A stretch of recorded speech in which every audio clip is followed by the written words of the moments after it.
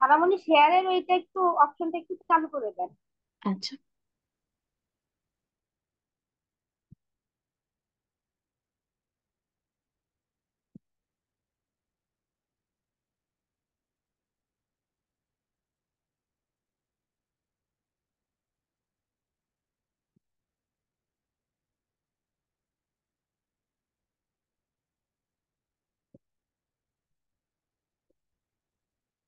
নাহমাদুহু ওয়া নুসাল্লিহি আলা রাসূলিহিল কারীম, আম্মা বা'দ, ফাআউযু বিল্লাহি মিনাশ শাইতানির রাজীম। বিসমিল্লাহির রহমানির রহিম। রব্বি ইশরাহ লি সাদরি ওয়া ইয়াসসির লি আমরি ওয়াহলুল উকদাতাম মিন লিসানি ইয়াফকাহু কওলি। আল্লাহুম্মা ফাক্কিহনা ফিদ-দ্বীন, রব্বি জিদনা ইলমা। আলহামদুলিল্লাহ। আলহামদুলিল্লাহ, রমজানের সুন্দর একটা মাস অতিক্রম করার পরে আজকে আমাদের প্রথম তাফসির ক্লাস। আলহামদুলিল্লাহ, জাযাকাল্লাহ খায়ের যারা এখানে অ্যাটেন্ড করেছো। আল্লাহ তাআলা তোমাদের প্রত্যেককেই এর পরিপূর্ণ আজর যেন দেন, আর আমাদেরকে কন্টিনিউ আরো ভালো ভালো কাজ করার জন্য তৌফিক দান করেন। আর আজকে এখান থেকে যা আমরা শিখবো ইনশাআল্লাহ সেটা যেন আমরা আমাদের লাইফে কাজে লাগাতে পারি। একটি আমল হলেও যেন আমরা এখান থেকে নিয়ে উঠতে পারি, সেই নিয়ত করে আমরা ইনশাআল্লাহ শুনবো। আর অবশ্যই প্রত্যেকটা ক্লাস, প্রত্যেকটা আহ জায়গাতে যেখানে আল্লাহ সুবহানাহু ওয়া তাআলার কথাগুলো হয় সেখানে আমাদের শিক্ষণীয় অনেক কিছু থাকে যদি আমরা দুইটা জিনিস করি। একটা হচ্ছে মনোযোগ সহকারে শোনা, আর একটা হচ্ছে আমাদের নোট নেওয়া। দুইটা জিনিসের প্রতি আমি সবসময় অনেক জোর জোর করি, যে প্রত্যেকেই চেষ্টা করবে যে আমরা যেন মনোযোগ সহকারে শুনি। মাশাআল্লাহ, যারা শুনছো আলহামদুলিল্লাহ, তাদের আমলেও কিন্তু অনেকটা প্রকাশ পায় সেটা। আর সাথে সাথে আমাদের আরেকটা কাজ কি, একটু হলেও নোটস নেওয়া, কারণ আমাদের যে কোনো কথাগুলো আমরা যখন শুনি তখন সেটার পার্সেন্টেজ মনে রাখার ক্ষমতা অনেকটা কম তুলনামূলক যখন আমরা সেটা লিখি। এটা কিন্তু আমরা অনেকেই জানি, রাইট? আর সেই পরিপ্রেক্ষিতে আমাদের প্রত্যেকেরই উচিত হাতে কলম, সামনে কোরআন আর একটা নোট থাকা। কারণ যখন আমরা চোখ দিয়ে দেখি কোরআনে, এবং যখন আমরা কান দিয়ে শুনি আর হাতের কলম দিয়ে একটু একটু করে লেখি, সেটা আমাদের অন্তরে অনেক বেশি গেঁথে থাকে, অনেক বেশি অ্যাটাচড হয়ে থাকে। আর আমরা সেটাই চাই যে আমরা প্রত্যেকটা ক্লাস থেকে কিছু বেনিফিট নিয়ে এখান থেকে উঠি, রাইট?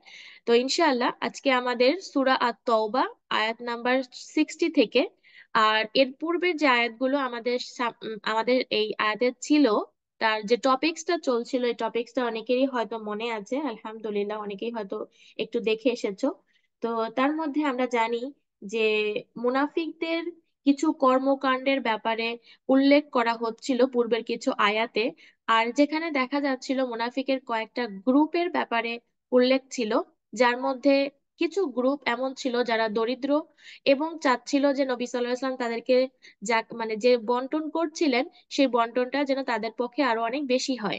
এটা তাদের নিয়ে অনেক কমপ্লেন ছিল।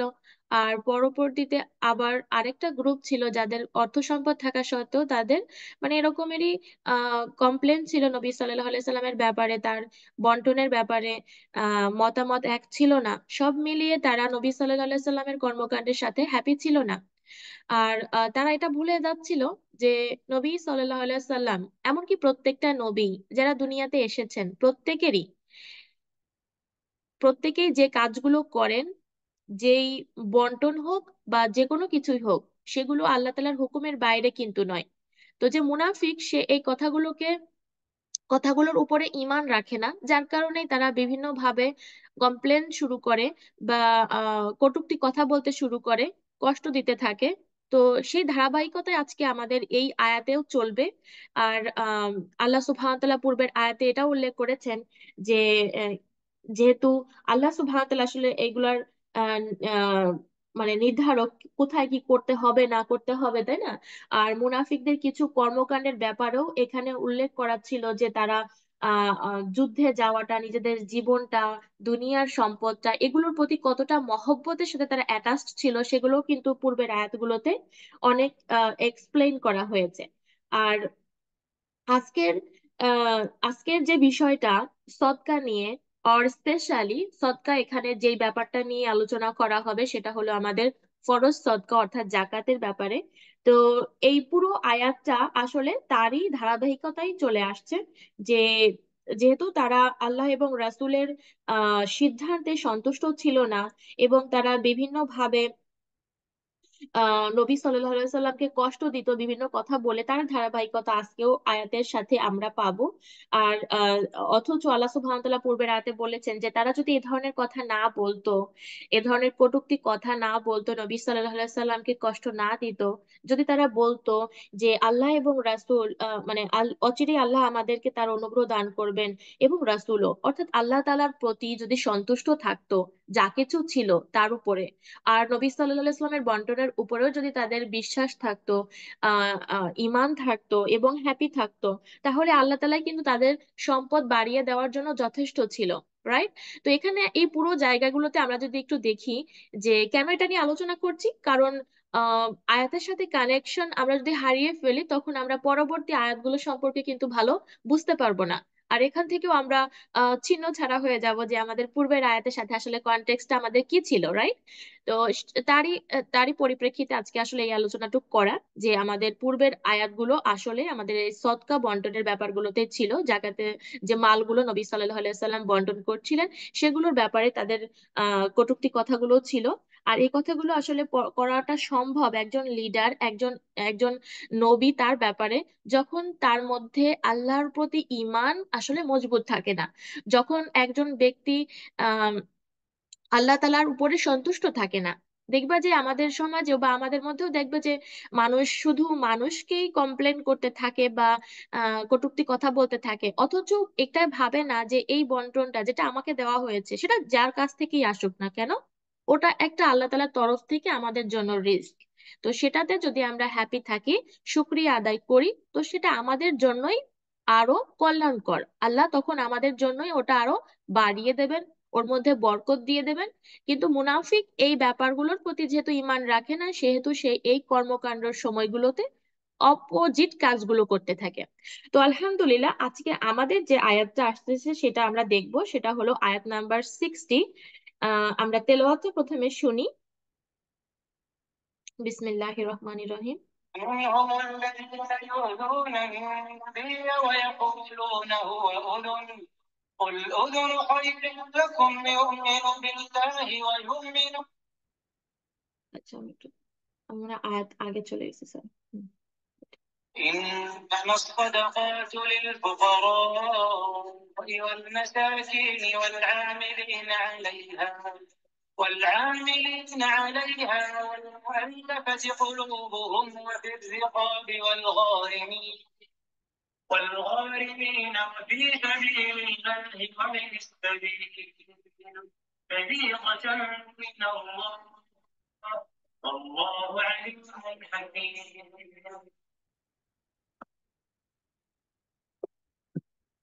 আয়াত নাম্বার 60, যেটা আজকে আমরা তেলাওয়াতটা শুনলাম, এটার অর্থ হলো, নিশ্চয়ই সদাকা হচ্ছে ফকির ও মিসকিনদের জন্য এবং এতে নিয়োজিত কর্মচারীদের জন্য, আর যাদের অন্তরে আকৃষ্ট করতে হয় তাদের জন্য তা বন্টন করা যায়। দাস আজাদ করার ক্ষেত্রে, ঋণগ্রস্তদের মধ্যে, আল্লাহর রাস্তায় এবং মুসাফিরদের মধ্যে, এটি আল্লাহর পক্ষ থেকে নির্ধারিত, আর আল্লাহ মহাজ্ঞানী, প্রজ্ঞাময়। এই আয়াতে আল্লাহ সুবহান তাআলা মুনাফিকদের সমালোচনার দরজাটা পুরোপুরি বন্ধ করে দিয়েছেন সদকা পাওয়ার হকদারদের কথা উল্লেখ করে।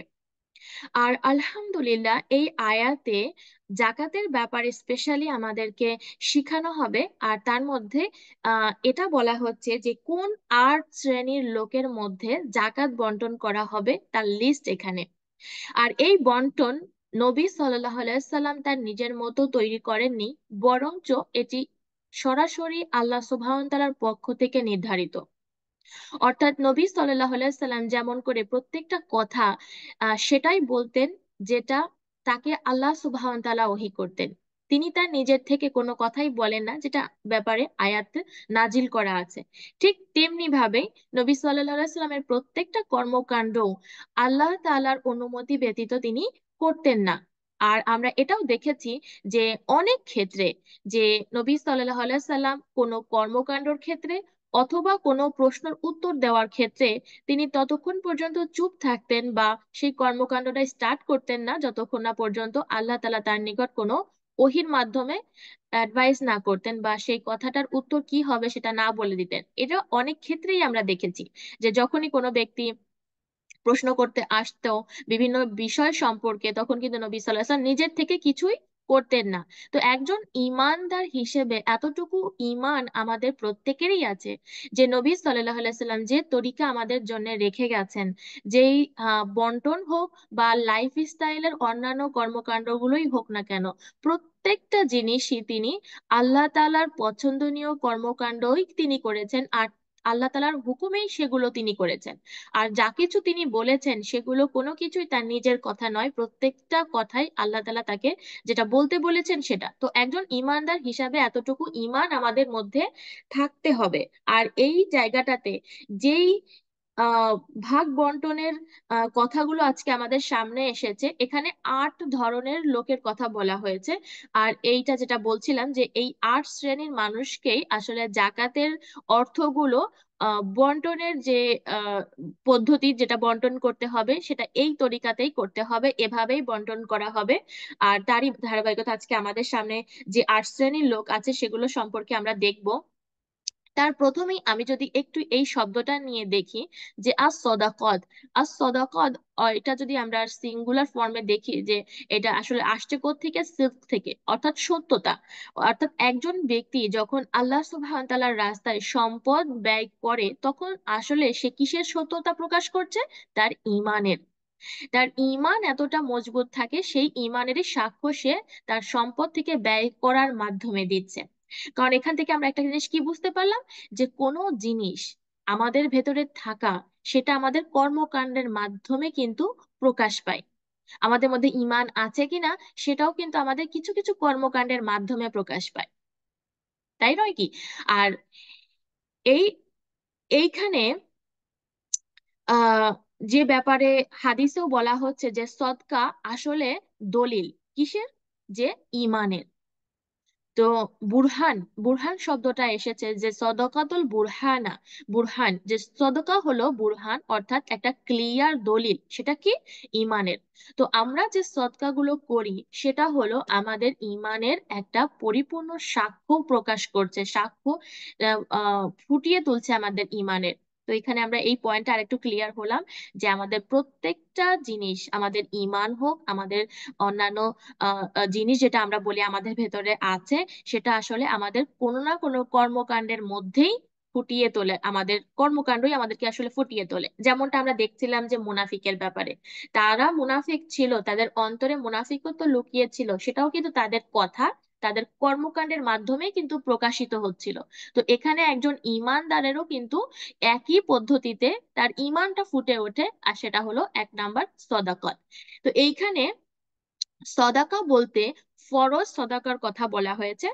নর্মাল সদাকা যেটা আমরা বুঝি সদকা করা, সেটা ইমানের দলিল, যেটা বললাম বুরহান।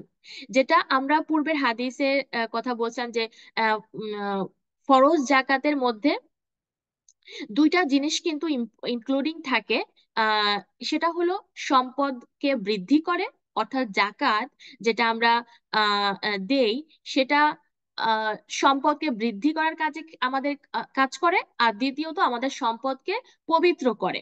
অর্থাৎ আমরা যখন জাকাত দেই লিটারেলি আমাদের চাক্ষুষ ভাবে আমরা দেখতে পাচ্ছি যে আমাদের কাছ থেকে সম্পদ চলে যাচ্ছে, কিন্তু আসলে ওইটা আমাদের সম্পদকে বৃদ্ধি করার একটা পদ্ধতি মাত্র। কারণ সম্পদ কতটুকু পাবো আর কতটুকু না পাবো এটা কিন্তু প্রত্যেকটা ডিসিশন আল্লাহ সুবহানাহু ওয়া তাআলার পক্ষ থেকে, রাইট? তো আমাদের সম্পদ যখন আমরা আমাদের সেখান থেকে জাকাত দেই, এই জাকাতটা আমাদের সম্পদকে আসলে বৃদ্ধি করে। 2 নাম্বারটা হচ্ছে আমাদের সম্পদকে পবিত্র করে। তো এই দুটোর মধ্যে একটু পার্থক্য যদি আমরা বুঝে নেই তাহলে আমাদের অনেক সুবিধা হবে। কারণ অনেক ক্ষেত্রেই মানুষ মুসলমান হওয়া সত্ত্বেও দেখা গেছে যে এই জাকাতটাকে সেভাবে গুরুত্ব দিচ্ছে না, বা সেভাবে আহ আহ, মানে প্রায়োরিটি দিচ্ছে না, সেভাবে তারা অস্বীকারও করছে, অনেক মুসলিম আজকে আছে। তো আল্লাহ তাআলা আমাদেরকে যেন সেটা বোঝার তৌফিক দান করেন যে জাকাত এবং সদকা দুটো আলাদা জিনিস। আর সেই আলাদা কয়েকটা পয়েন্ট আমরা এখানে একটু আলোচনা করে তারপরে আমরা পরবর্তী পয়েন্ট গুলো নিয়ে আলোচনা করব, যে 8 শ্রেণীর মানুষ তারা কারা, তাদের ব্যাপারে আরেকটু ডিটেলসে জানার জন্য। তো প্রথমত আমরা বলছিলাম যে সদকা এবং জাকাত দুইটা আলাদা কেন। কারণ সদ আহ, আহ, জাকাত আহ, যে কোনো মানুষকেই দেওয়া যায় না, এটার জন্য নির্ধারিত, যেমন আমরা দেখলাম 8 শ্রেণীর মানুষকেই দেওয়া যায়। কিন্তু এটার মানে পুরো বন্টনের যে নির্ধারিত তালিকা, এটা কিন্তু তালিকা রয়েছে। আর অপরদিকে সদকা যে কোনো মানুষকেই দেওয়া যায়, সেটার ক্ষেত্রে কোনো নির্ধারিত তালিকা নেই বন্টনের ক্ষেত্রে। আর জাকাত নির্ধারিত সেই সব ব্যক্তিদেরকে দেওয়া হবে যাদের ব্যাপারে শরীয়ত নির্ধারণ করেছে। এটা আমাদের নির্ধারিত কোনো কর্ম মানে বন্টনের কোনো লিস্ট না, এটা আল্লাহ সুবহানাহু ওয়া তাআলা শরীয়তে যেটা বলেছেন সেই ব্যক্তিগুলোই আসলে জাকাত পাওয়ার অধিকারী। অপরদিকে সদকা একজন ব্যক্তির জন্য ফরজ করা হয়নি, কিন্তু এটা খুবই পছন্দনীয়।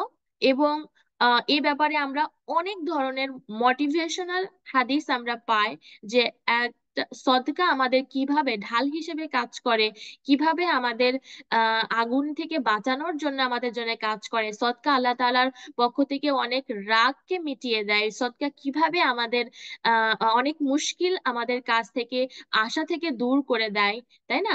আমাদের অনেক বিপদ আপদ আমাদের জীবনে যেগুলো আসবে সেগুলো কিন্তু দূর হয়ে যায় আমাদের অনেক সদকার মাধ্যমে।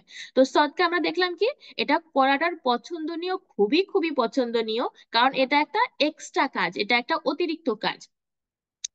আর এই দুটোর মধ্যে পার্থক্য আরেকটি হলো, একজন ব্যক্তি তার সম্পদের কোন জিনিসের উপরে জাকাত দেবে সেটা আল্লাহ তাআলার পক্ষ থেকে নির্ধারিত।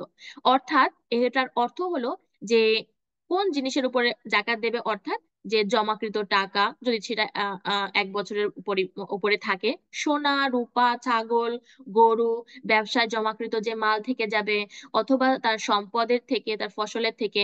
তো এই প্রত্যেকটা জিনিসের উপরেই কিন্তু জাকাত দিতে হবে। আর গরু ছাগলে যেটা বললাম, এগুলোর আলাদা হিসাব আছে, এগুলোর পরিমাণ কতটা হবে সের উপরে কিন্তু এগুলোর জাকাত হয়। তো মেইনলি যারা ফার্ম করে তাদের ক্ষেত্রে এটা হয়ে থাকে, আর সেটাও যখন সেই নিসাবটা পরিপূর্ণ করে। অপরদিকে যদি আমরা দেখি যে সদকার ব্যাপারে কোরআনের বিভিন্ন জায়গাতে এসেছে যে তোমাকে যেই জিনিস দেওয়া হয়েছে সেই জিনিস থেকে তুমি খরচ করো। এখন এই খরচটা আহ কথা বলা হয়েছে, এটা হলো সদকা, এটা হলো আমাদের রেগুলার সদকা। আর এইটা আহ এমন নয় যে শুধুমাত্র অর্থের ক্ষেত্রেই হবে, এটা যে কোনো কিছুই হতে পারে। অর্থাৎ আল্লাহ সুবহান তাআলা কোনো জায়গাতে সদকার ব্যাপারে বলেননি যে তোমাকে শুধুমাত্র অর্থই খরচ করতে হবে, বরঞ্চ কি বলেছেন, যে তোমাকে আল্লাহ সুবহান তাআলা যা দিয়েছেন, যে নিয়ামত দিয়েছেন, সেটার থেকে তুমি খরচ করো। সেটা বিভিন্ন ফর্মেই হতে পারে। অর্থাৎ একজন ব্যক্তি তার জীবনের যে কোনো নেয়ামত সে পায়, সেখান থেকে তার সে সে খরচ করবে, সেটা তার জন্য সদকা। দ্বিতীয়ত হলো, আরেকটা পয়েন্ট হলো কি, জাকাতের জন্য কিছু নিয়ম কানুন আছে। যেমন সেটা 1 বছর পরিপূর্ণ হতে হবে। স্বর্ণ হোক রূপা হোক বা জমাকৃত অর্থ হোক বা ফসলাদি হোক, সেটা 1 বছর পরিপূর্ণ হবে, তারপরেই কিন্তু সেটার একটা জাকাতের একটা সময় নির্ধারণ করা আছে। অপরদিকে সদকার ব্যাপারে কিন্তু এটা নেই। সদকা যে কোনো সময় বছরের দেয়া যেতে পারে, আজকেও দিতে পারো, কালকেও দিতে পারো, 5 বছর পরেও দিতে পারো, প্রতিদিন দিতে পারো, সকালে দিতে পারো, রাতে দিতে পারো, এর কোনো নির্ধারিত কোনো টাইম লিমিট নেই। কিন্তু অপরদিকে যেটা বললাম, জাকাতের নির্দিষ্ট একটা টাইম আছে, নির্দিষ্ট টাইম বলতে এটার একটা টাইম লিমিট আছে, যে 1 বছর পরিপূর্ণ হওয়ার পরেই কিন্তু তুমি সেটা উপরে জাকাত দিবে। আবার আরেকটা পয়েন্ট হলো জাকাতের একটা নিসাব আছে, যে এত পার্সেন্ট তোমার কাছে থাকলে তারপরেই তোমাকে কিন্তু জাকাত দিতে হবে। আর অপরদিকে সদকার কোনো নির্ধারিত কোনো নিসাব নেই। তোমার কাছে যদি খুবই সামান্য পরিমাণ থাকে, ইভেন 5 টাকা আছে, সেখান থেকেও তুমি চাইলে তুমি সেখান থেকে খরচ করতে পারছো। তোমার কাছে এখন অমুক একটা জিনিস আছে, হতে পারে সেটা সম্পদ নয়, হতে পারে অন্য কিছু। তো সেই জিনিসটাও তুমি খরচ করতে পারো, হতে পারে সেটা তোমার কাছে খুবই সামান্য, তারপরেও তুমি সেটা খরচ করতে পারো।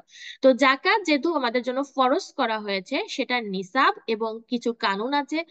অপরদিকে সদকা যেটা আমাদের জন্য ফরজ নয়, সেটার জন্য আমাদের কোনো টাইম লিমিট নাই, কোনো নির্ধারিত নিসাব নাই। এটা আমাদের ইচ্ছা অনুযায়ী আমরা যতটা খুশি খরচ করতে পারি, যেহেতু এটার পুরস্কার প্রচুর পরিমাণে। আর এটার উপকারিতাও আমরা জানি যে প্রচুর পরিমাণে আছে, যেটা একটু আগে আমরা উল্লেখ করছিলাম। তো সদকা আপনি তুমি তোমার খুশি অনুযায়ী খরচ করতে পারো।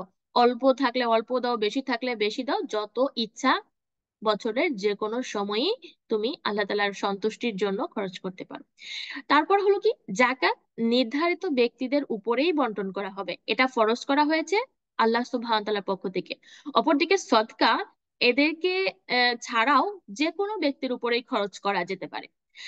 এরপরে দেখি যে কোনো ব্যক্তি যদি মারা যায় এবং তার কাঁধে যদি জাকাতের ঋণ থেকে যায়, যে জাকাত সে দেয়নি, তাহলে তার মাল বন্টনের পূর্বে তাকে কিন্তু আগে জাকাত আদায় করে নিতে হবে। আর প্রথমে জাকাত, এরপরে কর্জ, এরপরে ওসিয়ত, তারপরে কিন্তু মানে ওসিয়ত, তারপরে যেগুলো বন্টনের ওয়ারিশদের দেওয়া হবে সেগুলো করতে হবে। আর অপরদিকে সদকার ব্যাপারে এরকম কিন্তু কোনো বাধ্যবাধকতা নেই। এমনকি মৃত্যুর পরে এমন নয় যে তার সম্পদ থেকে আগে কিছু সদকা করতে হবে, তারপরে সেই সম্পদ থেকে কর্জ থাকলে কর্জ বা ওসিয়ত করা থাকলে ওসিয়ত, তারপরে সম্পদ বন্টন করা হবে, এরকম কোনো বাধ্যবাধকতা কিন্তু সদকার ব্যাপারে নেই। আরেকটা পয়েন্ট হলো কি, যে জাকাত না দিলে সেই ব্যক্তি আযাবের সম্মুখীন হবে, যেটা কোরআনের আয়াতে আমরা পাই। এমনকি এই সূরার মধ্যেও আমরা পূর্বে পড়েছি যে যারা সোনার উপর জাকাত না দেয়, যেখানে আমরা জাকাতের ব্যাপার ডিটেলসে পড়েছি আলহামদুলিল্লাহ, সেখানে আমরা দেখেছি যে তাদেরকে কিয়ামতের দিন সেগুলোকে আগুনের আগুনের ত্বক বানিয়ে সেগুলো দিয়ে ছ্যাঁকা দেওয়া হবে। তো এইরকম শাস্তির কথা কিন্তু কোরআন এবং হাদিসে অনেক ক্লিয়ার কাট বলা আছে। তো যারা জাকাত দেয় না, তাদের সম্পদের নিসাব হওয়া সত্ত্বেও এবং 1 বছর পরিপূর্ণ হওয়া সত্ত্বেও, তাদের আসলেই আল্লাহ সুবহানাহু ওয়া তাআলার প্রতি ভয় করা উচিত যে আমরা কেন আমাদের সম্পদের জাকাত দিব না, মাত্র 2.5%। আর এটার উপরেও আমাদের হাদিস আছে যে কিয়ামতের দিন আহ আহ বলা হবে যে তোমরা কি তোমাদেরকে যদি জাহান্নাম থেকে বের করে দেওয়ার জন্য বলা হয় যে পৃথিবীতে যত সম্পদ আছে, ধরো সব সম্পদ তোমার, আর সেগুলোর বিনিময়ে তুমি জাহান্নামের আগুন থেকে মুক্তি পেতে চাও, তাহলে কি তোমরা সেগুলো দিয়ে মুক্তি চাইবে? তো তখন সেই সব মানুষ যারা জাহান্নামী তারা বলবে, ইয়া আল্লাহ, অবশ্যই আমরা সেটা করব। আমাদের যদি এমনকি কোরআন হাদিস আছে যে মানে দুনিয়ার যে সম্পদ সেটার আরো বেশি ডাবল ডাবল ডাবল পরিমাণে তোমাদের যদি থাকে, সেটার বিনিময়েও কি কি তোমরা জাহান্নাম থেকে মুক্তি পেতে চাও? তখন তারা কি বলবে? এই এহসাস, এই অনুভূতিটা, এই হাদিসটা আমাদের সামনে এজন্যই রাখা হয়েছে যে এতটুকু রিয়ালাইজ করার জন্য যে এই আযাবটা কোনো ছোটখাটো আযাব নয়। যে একজন ব্যক্তি যদি পৃথিবীর ডাবল ডাবল ডাবল পরিমাণের সম্পদের মালিকও হয়, তা সত্ত্বেও সে কিন্তু এগুলোর বিনিময়ে নিজেকে আগুন থেকে বাঁচাতে চাইবে। তো এই এই পরে তারা কি বলবে, ইয়া আল্লাহ, অবশ্যই আমরা এটা চাই। তখন আল্লাহ বলবেন, দুনিয়াতে খুবই সামান্য জিনিস তোমাদের কাছে চাওয়া হয়েছিল, যে আল্লাহ তাআলার সাথে কাউকে শরীক করবে না। জাকাতে তোমাদের জন্য জাকাত খুবই সামান্য পরিমাণে রাখা হয়েছিল, কতটুকু? 2.5%, তোমার যা সম্পদ আছে তার থেকে 2.5%। আর এই যে বাকি এত পার্সেন্ট তোমাদের জন্য রাখা হয়েছে। তো এই পদ্ধতি, এই যে সামান্য একটু আমাদের কাছ থেকে চাওয়া হয়েছে, এটাও কি আমাদের সম্পদকে পবিত্র করার জন্য। তো তার সত্ত্বেও আমরা এটাতে যদি গাফলতি করি বা এটার উপরে যদি আমরা সতর্ক না হই, তাহলে আমাদের কতটা আমরা আমরা আমরা নিজেদেরকে বিপদের মধ্যে ফেলে দিচ্ছি, বা নিজেরাই আমরা আগুনে যাওয়ার জন্য রাস্তা বেছে নিচ্ছি, তা আমরা নিজেরাও বুঝতে পারছি না। তো আল্লাহ তাআলা আমাদেরকে যেন সেইটা বোঝার তৌফিক দান করেন। তো এখানে আমরা কি দেখলাম, যে জাকাত না দিলে আযাবের সম্মুখীন হতে হবে। অপরদিকে সদকা না দিলে এমন কোনো আযাব দেওয়া হবে না, তবে হ্যাঁ, অবশ্যই সে অনেক পুরস্কার থেকে নিজেকে বিরত রাখলো। আর যেই সওয়াব বা যেই আহ, আহ, আহ, যেই দুনিয়াতে যে বেনিফিট গুলো, দুনিয়াতেও বেনিফিট পাওয়া যায় সদকার মাধ্যমে, সেগুলো থেকে কিন্তু সে মেহরুম থাকবে, সে কিন্তু বঞ্চিত থাকবে। আবার দেখা যায় জাকাত বাবা মা সন্তান এদেরকে দেওয়া যায় না, দাদি নানি, দাদা দাদা দাদি, নানা নানি এবং এমনকি নাতিদেরকেও দেওয়া যায় না। অপরদিকে সৎকার যে কাউকেই দেওয়া যায়, যে কোনো মানুষকেই দেওয়া যায়। সৎকার জন্য তোমাকে নির্ধারিত কোনো ব্যক্তির মানে উল্লেখ নেই যে এদেরকে দেওয়া যায় না। আবার জাকাত যারা কামাই করে, যারা মালদার, যাদের কাছে আছে, তাদেরকে জাকাত দেওয়া যাবে না। অপরদিকে সদকা এমন সব ব্যক্তিকেও কিন্তু দেওয়া যায়। কারণ সদকা তুমি কোনো মানুষ, কোনো একজন মানুষ তোমার বাসায় আসলো, সে হয়তো বা ধনী, তুমি তাকে খাওয়ালে, তো এটা তুমি আল্লাহ তাআলার জন্য তাকে খাওয়ালে। তার সাথে হয়তো তোমার মনের কোনো সম্পর্ক নেই, তোমার রক্তের কোনো সম্পর্ক নেই, কিন্তু তুমি তাকে খাওয়ালে, অথচ সে মালদার, তুমি এটা সদকা হিসেবে খাওয়াতে পারো। সৎকা কি? যে আল্লাহ সুবহানাহু ওয়া তাআলার সন্তুষ্টির জন্য তুমি তাকে খাওয়ালে, বা কোনো একজন ব্যক্তি আসলো, তাকে একটা ভালো কিছু দিলে। তো এই প্রত্যেকটা জিনিস এমন নয় যে তুমি যা দিলে সেটা সেটার মানে সে হকদার, যে তাকে সেটা দিতেই হবে এমন নয়। একজন মালদার ব্যক্তিকেও তুমি তার জন্য কিছু সৎকা করতে পারো, তুমি তোমার পছন্দের কিছু জিনিস কাউকে দিতে পারো, বা যে কোনো কিছু করতে পারো। তো সৎকার ব্যাপারে কোনো বাধ্যবাধকতা নেই এমন যে মালদার ব্যক্তিকে দেওয়া যাবে না, এমনটা নয়। আবার জাকাতের ব্যাপারটা হলো যেখানে আমরা বসবাস করি সেখানকার লোকাল লোকদেরকে দেওয়া হয়। কিন্তু সদকার ব্যাপারটা আলাদা, কাছের মানুষকেও দেওয়া যায়, দূরের মানুষকেও দেওয়া যায়। এখন অনেকের প্রশ্ন হতে পারে, ফর এক্সাম্পল আমরা যারা বাইরের দেশে থাকি, এদের ক্ষেত্রে কি তাহলে আমরা বাংলাদেশে দিতে পারবো না? তো এখানে আমাদের আসলে কিছু এক্সেপশনাল জিনিস থাকে। সেটা হলো যে আমাদের ফ্যামিলি মেম্বার, আমাদের ব্লাড কানেকশনে যারা আছে, এরা বেশি প্রাধান্য পায় জাকাতের হকদার হিসেবে, বা আমাদের প্রতিবেশী যারা আছে আমাদের দেশের, তারা বেশি হকদার। আর আমরা এখানে অনেককে জানি না, চিনি না, বা এদের তুলনায় ওখানের মানুষ বেশি পাচ্ছে, সেটা আমাদের সে কিছু জিনিস এক্সেপশনাল থাকে কিছু কিছু ক্ষেত্রে, তাই না? তো সেক্ষেত্রে অবশ্যই আমরা সেখানে দিতে পারি। কিন্তু সৎকার ব্যাপারে নর্মালি সৎকারটা কি, আমরা কাছের বা দূরের যে কোনো মানুষকেই সৎকার অর্থটা দিতে পারি। এরপর হচ্ছে যে জাকাত কাফের বা মুশরিকদেরকে দেওয়া জায়েজ নয়, অপরদিকে সদকা কাফের এবং মুশরিকদেরকে দেওয়া জায়েজ আছে। আহ আহ মুসলমান হোক অমুসলমান হোক, যেই হোক, যে কোনো মানুষকেই দেওয়া জায়েজ আছে। স্ত্রীকে জাকাত দেওয়া কোনো জায়েজ নয়, যেটা আমরা একটু দেখলাম যে সন্তানকে যেমন দেওয়া জায়েজ নয়, বাবা মাকে দেওয়া জায়েজ নয়, তার মধ্যে স্ত্রীকেও দেওয়া জায়েজ নয়। কারণ কিছু কিছু মানুষের ভরণ পোষণের দায়িত্ব আমাদের জন্য ফরজ থাকে। আর যেখানে ফরজ আমাদের ভরণ পোষণের দায়িত্ব থাকে, সেখানে তাদের উপরে আমরা আবারও এক্সট্রা করে জাকাতটা খরচ করতে পারি না। তো অনেকেই দেখতে পাই যে এটা বলে যে আমরা আমাদের সন্তানের উপরে জাকাত খরচ করছি। এটা কখনোই করা যাবে না। সন্তানের উপরে খরচ করা আমাদের জন্য একটা ফরজ কাজ, বা আমাদের স্ত্রীর উপরে বা আমাদের বাবা মার উপরে এর দায়িত্বভার নেওয়া আমাদের জন্য একটা ফরজ কাজ। তো সেখানে আমরা জাকাতের টাকা খরচ করে বলতে পারি না যে তাদের উপরে আমরা জাকাত খরচ করছি। তো এরপরে আহ কিন্তু এদের উপরে সদকা করাটা কিন্তু জায়েজ আছে যে কোনো ফর্মে।